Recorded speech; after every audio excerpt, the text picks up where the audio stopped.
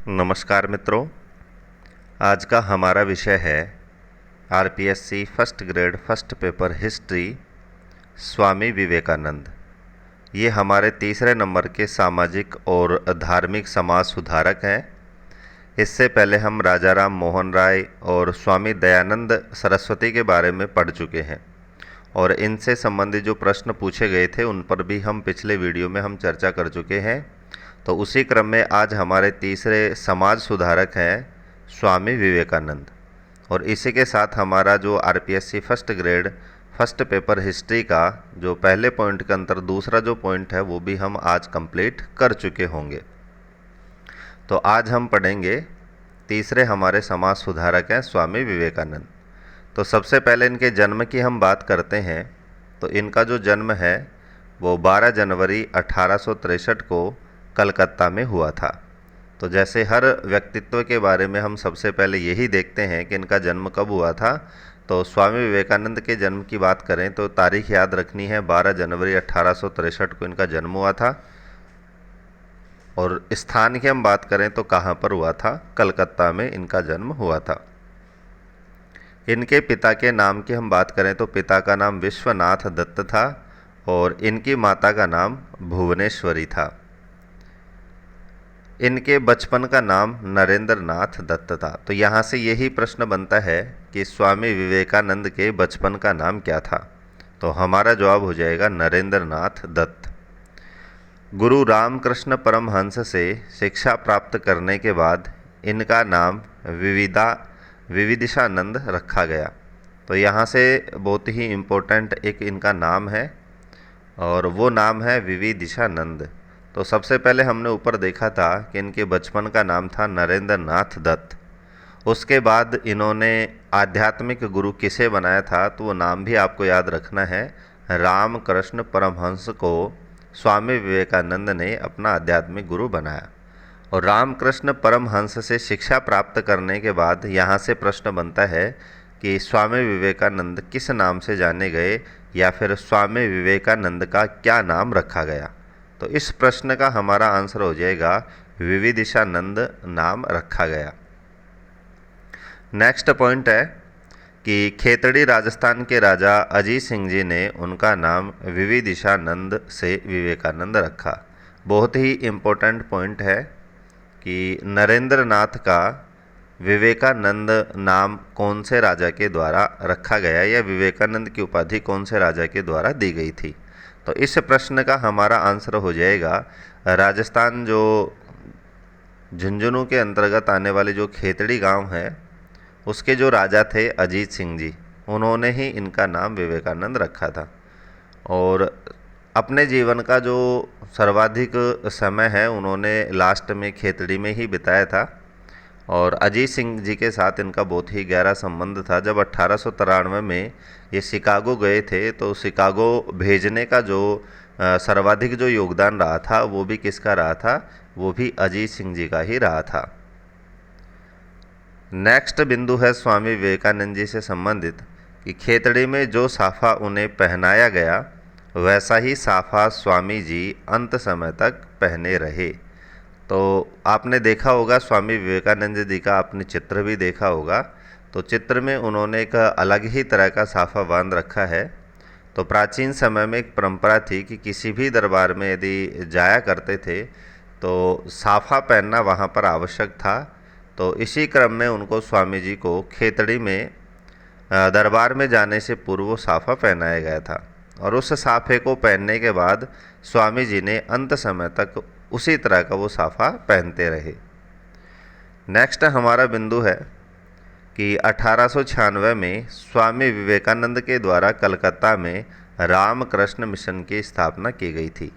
तो यहाँ से दो प्रश्न हमारे बनते हैं कि रामकृष्ण मिशन की स्थापना किसके द्वारा की गई थी।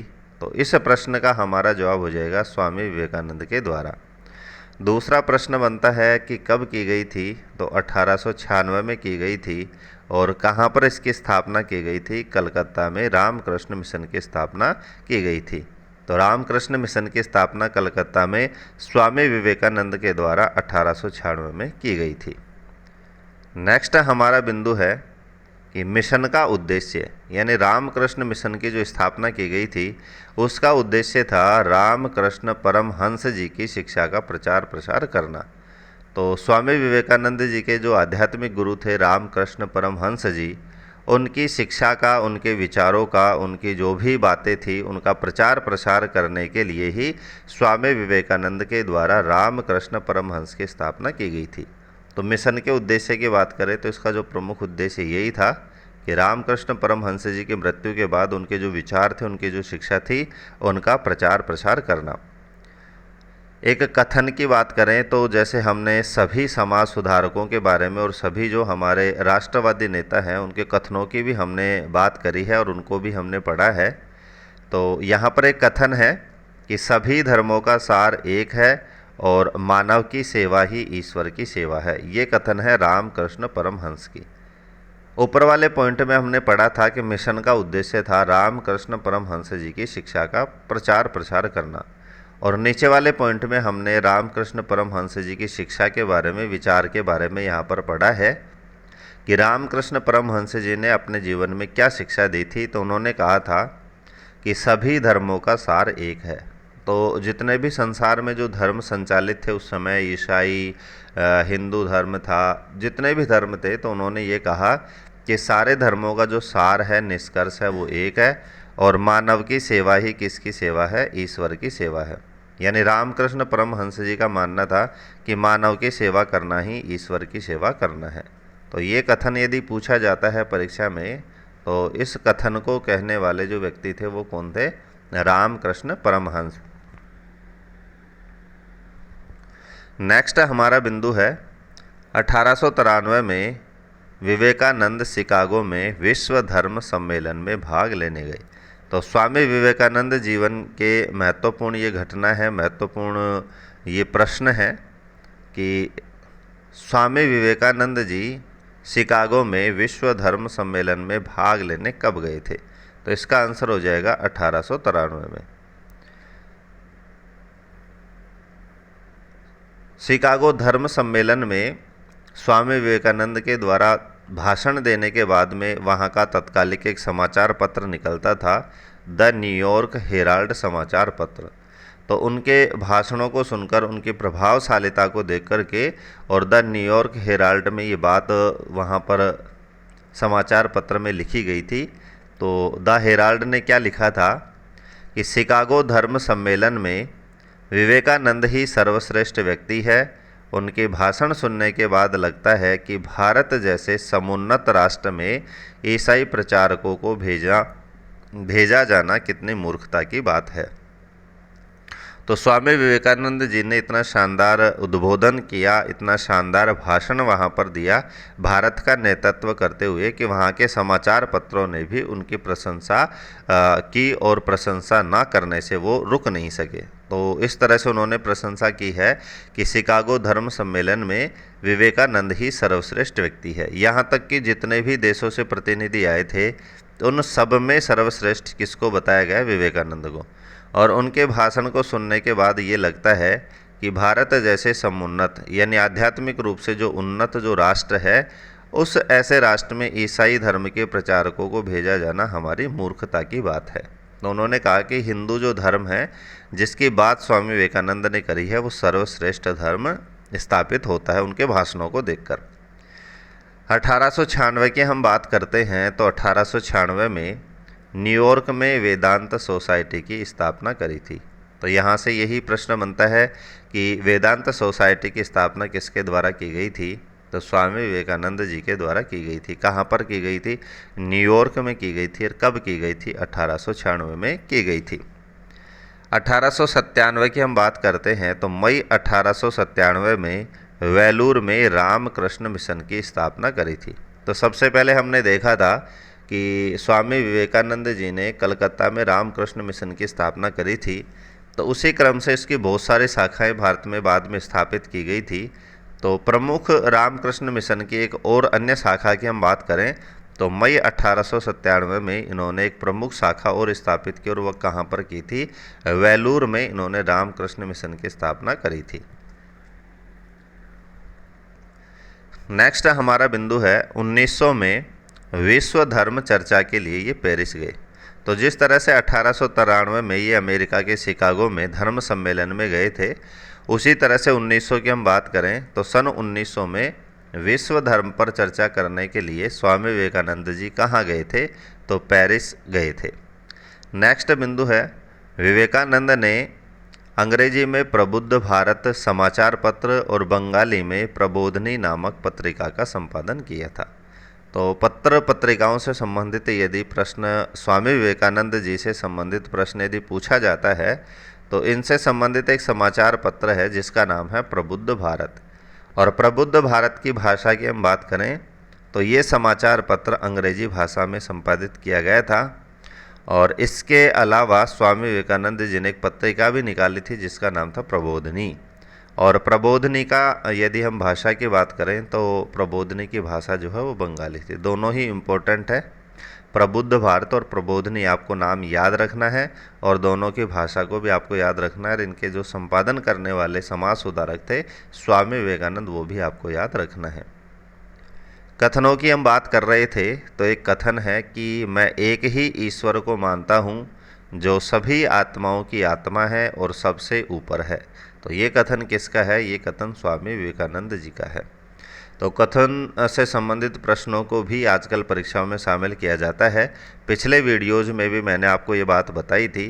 तो यहाँ से ये प्रश्न बनता है कि मान लीजिए परीक्षा में कथन आता है कि मैं एक ही ईश्वर को मानता हूँ और जो सभी आत्माओं की आत्मा है और जो सबसे ऊपर, ये कथन किसका है? तो यहाँ से हमारा जवाब हो जाएगा स्वामी विवेकानंद जी का ये कथन है। एक और कथन है कि जब तक लाखों लोग भूख और अज्ञान से ग्रस्त हैं, मैं हर उस व्यक्ति को देशद्रोही कहूँगा जो उनके खर्च पर शिक्षा पाकर भी उन पर कोई ध्यान नहीं देता। तो इन्होंने जो शिक्षित व्यक्ति थे उनको ये कहते हुए देशद्रोही बताया कि यदि हमारे देश में कोई व्यक्ति भूख और अज्ञान से ग्रस्त है तो जो पढ़े लिखे व्यक्ति हैं जो इन भूख और अज्ञान से ग्रसित लोगों पर ध्यान नहीं देते, वो देश के देशद्रोही कहलाएंगे। तो ये यदि कथन आ जाता है और पूछता है कि ये वाक्य किसके द्वारा कहा गया है, ये किससे संबंधित है, या फिर ये कथन कौन से समाज सुधारक के द्वारा कहा गया है, तो भी हमारा जवाब हो जाएगा स्वामी विवेकानंद।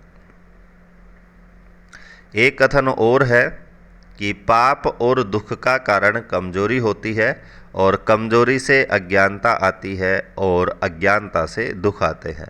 तो ये कथन भी किसके द्वारा दिया गया था? तो इस कथन का जवाब भी हमारा हो जाएगा कि स्वामी विवेकानंद जी के द्वारा ये बात कही गई है।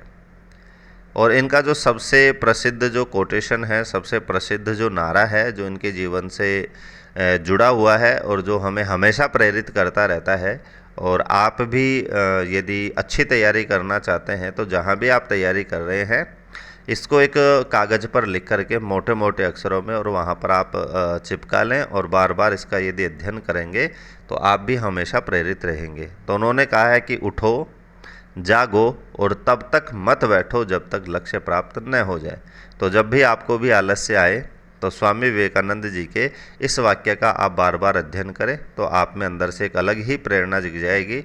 और जब तक आपको लक्ष्य की प्राप्ति नहीं होगी आप भी आलस नहीं करेंगे और अपने लक्ष्य की ओर अग्रसर बढ़ते रहेंगे। तो लास्ट में आपने देखा है कि स्वामी विवेकानंद जी के बारे में मैंने यहाँ पर 3-4 उनके वाक्य लिखे हैं। सारों को आपको याद रखना है, कोई सा भी कथन वहाँ से पूछा जा सकता है। नेक्स्ट बिंदु है कि इनके जन्मदिन को यानी 12 जनवरी को राष्ट्रीय युवा दिवस के रूप में मनाया जाता है। तो राष्ट्रीय युवा दिवस कौन से समाज सुधारक के जन्मदिन के अवसर पर मनाया जाता है? तो हमारा जवाब हो जाएगा स्वामी विवेकानंद जी के जन्म दिवस के अवसर पर राष्ट्रीय युवा दिवस मनाया जाता है। तारीख की हम बात करें तो तारीख भी पूछ सकता है कि राष्ट्रीय युवा दिवस कब मनाया जाता है। तो हर साल 12 जनवरी को स्वामी विवेकानंद जी के जन्मदिन के उपलक्ष्य पर राष्ट्रीय युवा दिवस मनाया जाता है। आज के वीडियो का लास्ट पॉइंट है और स्वामी विवेकानंद जी से संबंधित भी ये लास्ट पॉइंट है कि 4 जुलाई 1902 को वेलूर मठ बंगाल रियासत में इनका निधन हो जाता है। तो ऊपर हमने पढ़ा था कि वेलूर में भी इन्होंने रामकृष्ण मिशन की स्थापना करी थी। तो उसी मठ में जो बंगाल रियासत के अंतर्गत आता था, वहाँ पर 4 जुलाई 1902 को उनका निधन हो जाता है। तो इस तरह से 39 वर्ष की अल्पायु में ही इनका निधन हो जाता है, लेकिन फिर भी इतने अल्पायु में भी इन्होंने बहुत सारे कार्य और बहुत सारी शिक्षा इन्होंने ग्रहण करी थी। सभी प्रकार की शिक्षाओं में ये माहिर थे। तो इस तरह से हमें एक भी पॉइंट छोड़ना नहीं है। सारे जो पॉइंट हैं वो इनसे महत्वपूर्ण जो इनसे रिलेटेड जितने भी बिंदु हैं मैंने इस वीडियो में शामिल किए हैं। तो सभी बिंदुओं का आपको अच्छे से अध्ययन करना है और नोट्स की PDF मैं टेलीग्राम चैनल पर आपको उपलब्ध करवा दूंगा। आज के वीडियो में इतना ही। वीडियो में लास्ट तक बने रहने के लिए धन्यवाद।